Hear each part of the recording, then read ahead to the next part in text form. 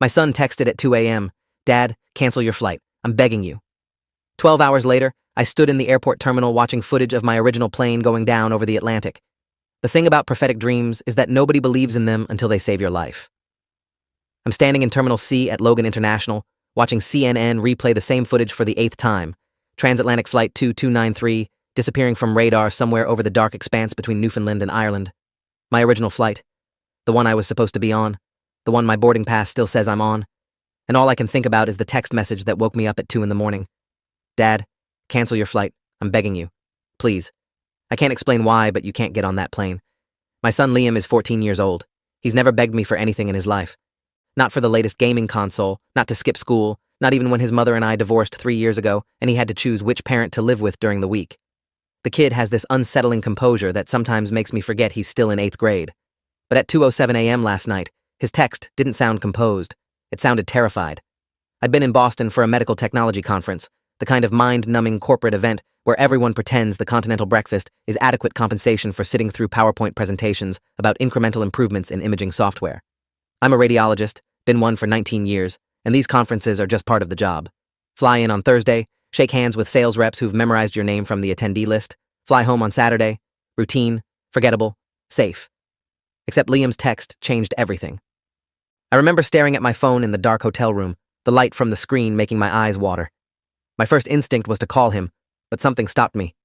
Maybe it was the time, too late for a casual chat, too early for an emergency that would have already brought cops or paramedics to my door. Maybe it was the way he'd phrased it. Not "Dad, I had a bad dream," or "Dad, I'm worried about you." Just that stark, desperate plea with no explanation attached. I typed back, "What's wrong? Are you okay?" 3 dots appeared immediately, disappeared, appeared again. This went on for 90 seconds. Finally, "I'm fine. But you're not going to be if you get on that plane.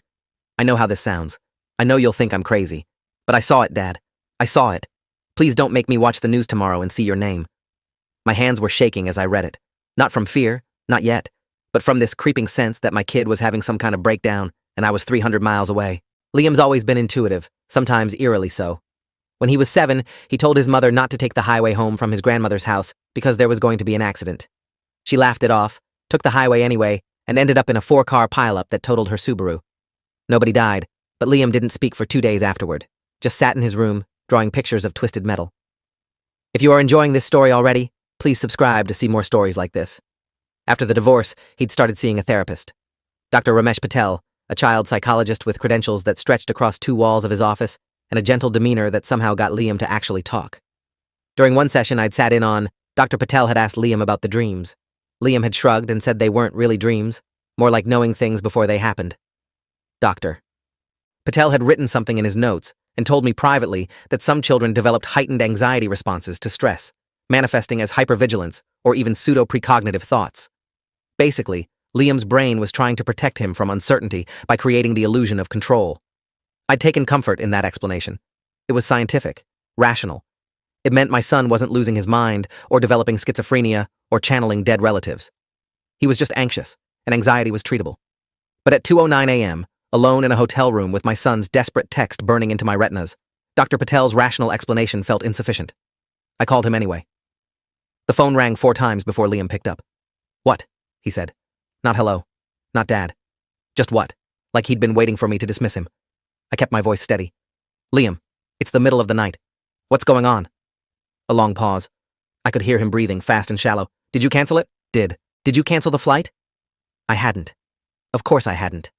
I'd been lying in bed trying to decide if this was serious enough to warrant waking up his mother, who had custody during the week and would absolutely lose her mind if she knew Liam was awake texting me at this hour. "Not yet," I said carefully. "But I need you to tell me why you think I should." Another pause. Then, quieter. "I can't. You won't believe me. Try me." I heard him take a shaky breath. "It was like your accident," he said finally. "Remember when I told Mom not to take the highway?" I remembered. I also remembered how for months afterward, every time Liam predicted something minor, rain on a sunny day, a pop quiz at school, my ex-wife would get this look on her face, half pride and half terror, like she didn't know whether to take him to a scientist or a priest. "This is different," Liam continued. "That was just a feeling. This is... God, Dad, I watched it happen. In my head. I saw the plane break apart. I saw the ocean. I saw the news reports with your picture." My stomach dropped. The kid sounded absolutely convinced. Not hysterical, not crying, just stating facts with the kind of hollow certainty that made my skin crawl. Okay? I said, even though nothing about this was okay. Okay. Listen, I'm going to see what I can do about the flight, but I need you to do something for me too. What? I need you to go wake up your mom and tell her we talked. Can you do that? Silence. Liam? She's gonna think I'm losing it. Maybe, I admitted, but I need to know you're not alone right now. Please. He agreed, reluctantly, and we hung up. I sat on the edge of the hotel bed for a long time, phone in hand, trying to decide what to do. The rational part of my brain, the part that had spent 2 decades looking at X-rays and MRIs, finding tumors and fractures and bleeds, dealing in measurable, provable reality, was screaming that this was absurd. Liam was a scared kid who'd had a nightmare. Canceling a flight because of a teenage premonition was the kind of thing that got you mocked at Thanksgiving dinners for the rest of your life. But the other part of my brain, the part that remembered holding Liam in the hospital the day he was born, the part that had watched him grow into this strange, serious, sometimes unsettling kid who saw things other people didn't, that part was terrified. I opened my laptop and pulled up the airline website. Changing the flight would cost me $400, plus I'd have to wait until Monday for another direct route home. I'd missed the Sunday night dinner I'd promised Liam we'd have together, the first one in 3 weeks because of my call schedule. He'd be disappointed, but he'd be alive to be disappointed. My cursor hovered over the cancel button. Then I thought about how this would sound if I tried to explain it to anyone. To my ex-wife, to my colleagues, to the skeptical TSA agent who'd ask why I'd rebooked at 2 a.m. I could already hear the questions, the carefully masked concern that maybe I was the one who needed to see Dr. Patel. I closed the laptop. I told myself I'd decide in the morning, that I'd call Liam when I woke up, make sure he was okay, maybe even conference in Dr. Patel if necessary. That this was just anxiety, both his and mine, and the best thing I could do was model rational behavior. I barely slept. Every time I closed my eyes, I saw Liam's text. I saw his face that day after his mother's accident, pale and silent and somehow guilty, like he thought he'd caused it by predicting it. I saw myself trying to explain to him why I'd ignored his warning, why I'd chosen logic over his desperate plea. At 6:30 my alarm went off. I showered, dressed, packed my bag, checked my phone compulsively for another text from Liam, but there was nothing. I called him at 7. No answer. Called my ex-wife. Voicemail. Tried Liam again. Nothing. By 7:45, I was in an Uber heading to the airport, my boarding pass loaded on my phone, my stomach in knots. I kept telling myself this was fine. Liam was probably asleep. Teenagers slept until noon on Saturdays. His mother had probably listened to his nightmare story, given him some hot chocolate, and sent him back to bed with reassurances that Dad was too stubborn to die in a plane crash. I checked in at the kiosk, went through security, bought an overpriced coffee and a breakfast sandwich I didn't eat. Sat at the gate watching other passengers scroll through their phones, oblivious to the fact that my 14-year-old son thought we were all about to die. At 8:30, my phone buzzed. Liam, please, Dad. I'm not kidding. Don't get on the plane. My hands started shaking so badly I almost dropped the phone. I looked up at the departure board. Flight 2293 to Dublin, on time, boarding in 20 minutes. I typed back, I'm at the gate. Everything's fine. I'll call you when I land, okay? 3 dots. Then, you won't. That did it. Something about those 2 words, so final and so sure, flipped a switch in my brain. I stood up, grabbed my carry-on, and walked straight to the customer service desk. The woman behind the counter had the worn-out patience of someone who'd already dealt with 17 flight changes and 3 missed connections before 9 a.m. She looked at me with the kind of tired smile that said, whatever my problem was, she'd heard worse. I need to change my flight, I said. She glanced at her screen. Flight 2293 to Dublin? That boards in 15 minutes, sir. I know. I need to not be on it. Her smile thinned. There's a change fee, plus any fare difference. And the next direct flight isn't until Monday. That's fine. Whatever it costs. She studied me for a second, probably trying to determine if I was drunk or dangerous or just indecisive. Then she started typing. The whole process took 11 minutes. By the time she handed me my new boarding pass, Flight 4021, Monday morning, 9:15 a.m., they were making the final boarding call for 2293. I watched passengers file down the jetway, dragging roller bags and juggling coffee cups and chattering on their phones, completely unaware that my kid had sentenced them all to death in his head. I found a seat near the window and texted Liam. Change the flight. Coming home Monday instead. Happy? The reply came instantly. Thank you, thank you, thank you. I love you, Dad. I stared at that message for a long time. Liam almost never said I love you. Not because he didn't feel it, but because he wasn't that kind of kid. Emotions made him uncomfortable. He showed affection through actions, making me coffee in the morning, remembering to record my favorite shows, texting me random facts about medical history he thought I'd find interesting. Seeing those 3 words on my screen felt wrong, like a goodbye. I'm fine, I typed back. See you Monday night. And then, because I couldn't help myself. You okay? Yeah. Just Stay safe. Please. The gate attendant closed the door to the jetway. I watched through the window as Flight 2293 pushed back from the terminal, the wings shining in the late morning sun. It taxied toward the runway, joined the queue, and eventually lifted into the air, a silver speck against the blue Massachusetts sky. I exhaled, felt ridiculous, felt relieved, felt like I'd just blown $400 in 2 days of my life because my teenager had a bad dream. My phone rang. My ex-wife. "What the hell did you say to Liam last night?" she demanded before I could even say hello. I explained, as calmly as I could, about the text, the call, the flight change. I left out the part about Liam watching the plane crash in his head because I didn't want to give her ammunition for another custody fight centered on my inability to distinguish reality from paranoia. She was silent for a long moment. Then, "He's been like this since Thursday. Anxious, couldn't sleep, kept checking the news, tracking your flight online. I thought he was just missing you." "Maybe he was," I said. "Maybe this is his way of processing it, by having a premonition about your death?" "Kids are weird," I offered weakly. She sighed. "I'm taking him back to Dr. Patel on Monday. This is getting out of hand." We agreed that was a good idea and hung up. I sat in the terminal for another hour, scrolling through work emails and trying not to feel like the world's most gullible father. Around 11, I went to grab lunch at one of the overpriced airport restaurants, ordered a burger I didn't want, and checked my phone for the 100th time. That's when I saw the news alert. Breaking. Transatlantic flight loses contact with air traffic control over Atlantic Ocean. My burger hit the table. I fumbled with my phone, opened the news app, refreshed it 3 times because surely this was a mistake, surely this was a different flight, a different airline, a different universe where my son's nightmare didn't just come true. But there it was. Flight 2293. Departed Boston Logan at 9:58 a.m. Last contact at 11:14 a.m., approximately 400 miles east of Newfoundland. No distress signal, no mayday call. Just gone. I ran back to the terminal. A crowd had gathered near the departure screens, people pointing at the news broadcast on the overhead monitors. The sound was muted, but the closed captions told the story. Debris spotted by passing aircraft, Coast Guard en route, families asked to report to a designated area for information.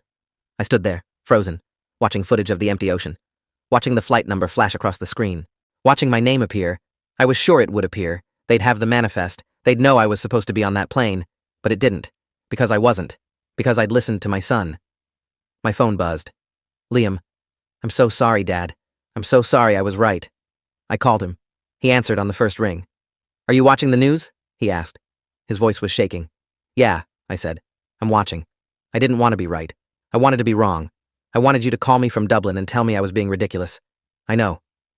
We didn't say anything for a while, just breathed at each other across 300 miles of fiber optic cable while behind me, airport staff started directing passengers away from the gates, and the news anchors on TV brought in aviation experts to speculate about what could cause a modern aircraft to simply vanish.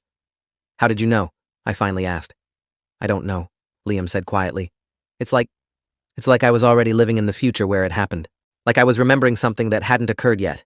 Does that make sense?" "No," I admitted. "But I'm glad you told me anyway."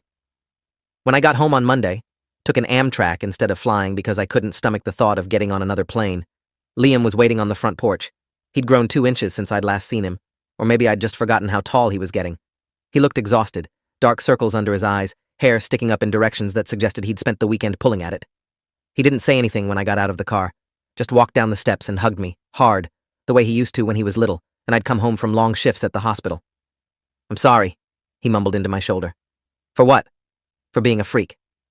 I pulled back and looked at him. "You're not a freak. You saved my life." He shook his head. 183 people died, Dad. I saw it happen and I only warned you. That hit me like a punch to the chest. I hadn't thought about it that way. Hadn't considered that Liam might be carrying the weight of all those deaths, wondering if he could have done something more, said something sooner, warned someone else. "You're 14 years old," I said firmly. "You're not responsible for saving the world. You did what you could. You saved me. That's enough." He didn't look convinced, but he nodded anyway. Over the next few days, the investigation into Flight 2293 unfolded across every news channel.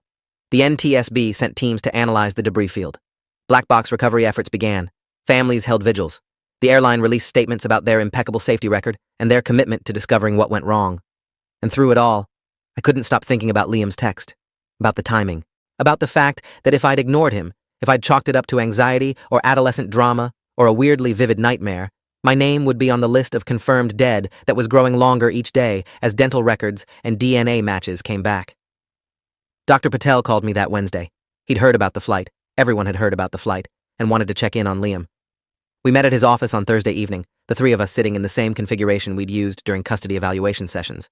Me in the armchair, Liam on the couch, Dr. Patel in his ergonomic desk chair with his notepad balanced on his knee. "Liam," Dr. Patel said gently, "your father told me you'd been experiencing some distressing thoughts before the accident. Can you tell me about those?" Liam stared at his hands. They weren't thoughts. I saw it happen. I watched the plane fall. If this story keeps your interest, please subscribe to get more stories like this. And you've had experiences like this before? The highway incident with your mother? Liam nodded. Dr. Patel made a note. What I'm trying to understand is whether these experiences feel like memories or predictions. Do they come with a sense of certainty, or more like a worry that something might happen? Certainty, Liam said immediately. It's not like I'm afraid it could happen. I know it will happen. And then it does. Dr. Patel's pen paused on the paper. He glanced at me, and I saw something in his expression I'd never seen before. Uncertainty. This was a man who'd spent 30 years treating children with every psychiatric condition in the DSM, and my kid had just presented him with something that didn't fit any of the diagnostic criteria. Have you ever had one of these experiences where the event didn't happen? Dr. Patel asked. Liam thought about it. Once. I thought my hamster was going to die. I was 10. I saw him lying in his cage, not moving. But he didn't die. He lived another 2 years. What do you think that means? I think I was wrong, Liam said flatly. Or I changed it. I started checking on him more, making sure he had food and water, keeping his cage cleaner. Maybe he would have died if I hadn't done that. Dr. Patel wrote something else down. And with the plane? Do you think you changed that outcome by warning your father? Liam's face crumpled. I didn't change anything. The plane still crashed. Everyone else still died. I just saved my dad. The room went quiet. I wanted to say something, to comfort him, but I didn't know how. How do you comfort a kid who thinks he has the power to see the future but not to change it? Dr. Patel cleared his throat. Liam, I want to be honest with you. What you're describing doesn't match any clinical presentation I'm familiar with. But that doesn't mean it's not real to you. Our brains are incredibly complex, and we're still learning about all the ways they process information and protect us from harm. It's possible that your subconscious picks up on patterns, small details, subtle cues, and presents them to your conscious mind as predictions. So you think I'm just lucky? Liam asked bitterly. I think you're perceptive, Dr. Patel said carefully. And I think your mind is trying to keep the people you love safe. That's not a bad thing. But it didn't keep them safe, Liam said. It only kept Dad safe. He started crying then, the kind of quiet, suppressed crying that made it clear he'd been holding it in for days. I moved to the couch and put my arm around him, and he leaned into me the way he hadn't since he was small. We left Dr. Patel's office with a new prescription for anti-anxiety medication and a referral to a research psychologist at Mass General who specialized in exceptional cognitive experiences. Dr. Patel had been diplomatic about it, but I could tell he was out of his depth. This wasn't PTSD or OCD or any other acronym in his toolkit. This was something else. The research psychologist, Dr. Naomi Chen, I should use a different name. Dr. Naomi Fletcher, a woman in her 50s with steel gray hair and the kind of intense focus that made you feel like a specimen under a microscope, met with Liam 3 times over the next month. She ran him through cognitive tests, probability assessments, even a few ESP experiments that made me deeply uncomfortable because they felt less like psychology and more like the setup for a paranormal investigation show. After the 3rd session, she asked to speak with me privately. Your son is remarkable, she said, and it didn't sound like a compliment. He scored in the 99th percentile for pattern recognition and predictive modeling. His working memory is exceptional, but none of that explains what happened with the flight. Do you believe him? I asked. She considered the question. I believe he believed he saw something. I believe his fear was genuine, but belief and precognition are very different things. The human brain is extraordinarily good at creating narratives that feel true. And when those narratives align with reality, like they did with Flight 2293, it reinforces the belief system. So you think it was coincidence? Dr. Fletcher hesitated. I think coincidences happen more often than we realize, but I also think there are phenomena we don't fully understand yet. Quantum mechanics suggests reality is far stranger than our everyday experience indicates. Could your son be unconsciously accessing information in ways we can't measure? Maybe. But I can't prove that, and neither can he. She recommended we continue therapy, avoid feeding into Liam's belief that he was psychic or prophetic, and focus on helping him develop healthy coping mechanisms for anxiety. Basically, the same advice Dr. Patel had given, dressed up in research language. I thanked her and took Liam home. For a while, things seemed to stabilize. Liam went back to school. The medication helped with his sleep. He stopped checking flight trackers and news sites compulsively. We didn't talk about Flight 2293, and when it came up in conversation, because it came up everywhere, the investigation was still ongoing, the families were still grieving, Liam would go quiet and change the subject. Then, 3 months after the crash, the NTSB released their preliminary findings. Catastrophic structural failure caused by metal fatigue in the wing assembly. a microscopic crack that had gone undetected during routine inspections, weakening over time until the stress of flight at altitude caused the wing to separate from the fuselage. The plane had disintegrated at 38,000 feet. Everyone on board had died instantly. The news hit hard, not because it was unexpected, we'd known from the beginning that survivors were impossible, but because it was so mundane. No terrorism, no pilot error, no dramatic hijacking, just metal fatigue, just physics, just bad luck. I was reading the report on my laptop when Liam came into the living room and sat down next to me. "Does it say how long the crack had been there?" he asked. I scrolled down. At least 6 months, maybe longer. He nodded slowly. So it was already broken when I saw it crash. "Yeah," I said. "I guess so." Liam stared at the screen for a while. Then he said, "I've been thinking about what Dr. Fletcher said, about coincidence, and I don't think she's right." I closed the laptop. "Okay, I think I really did see it. Not because I'm psychic or magic or whatever, but because some part of me understood what was going to happen. Like my brain put together all these pieces I didn't even know I was seeing and showed me the answer." That's basically what Dr. Fletcher said. "No," Liam said firmly. "She thinks I got lucky. But it wasn't luck. I saw that plane go down. I saw you on the passenger list. I saw Mom crying at your funeral. I saw everything. And when I saved you, I didn't change the future. I just changed which version of it happened. I didn't know what to say to that. It was too big, too philosophical, too far outside my area of expertise. I diagnosed broken bones and diseased organs. I didn't deal with alternate timelines and quantum possibilities. But Liam did. Liam, who was 14 and brilliant and strange, who saw things other people didn't and carried the weight of knowing them. "Do you think you'll see something else?" I asked quietly. He shrugged. "Maybe. Probably. I can't turn it off. And if you do, then I'll tell you. And you'll listen. Right?" "Right," I promised. He nodded, satisfied, and went back to his room. That night, I couldn't sleep. I kept thinking about the crack in the wing, forming slowly over months, invisible to inspectors and engineers and pilots. I thought about Liam's brain, working through variables and probabilities at speeds even he didn't understand, arriving at a conclusion that saved my life. I thought about how close I'd come to ignoring him. My phone was on the nightstand, the screen dark. I picked it up and scrolled back through our text history until I found his message from that night. "Dad, cancel your flight. I'm begging you." I read it over and over, those 7 words that had changed everything, and I wondered how many other people out there had received warnings they'd dismissed. How many coincidences were actually patterns we'd failed to recognize? How many lives could have been saved if we'd just listened? I don't have answers to those questions. I'm a radiologist, not a philosopher. I read scans and find tumors and fix what I can fix. But I know this. When Liam tells me something bad is going to happen, I believe him, because I'm alive to believe him, and 183 people aren't. Thanks for watching till the end. Make sure to subscribe and like to not miss the next story.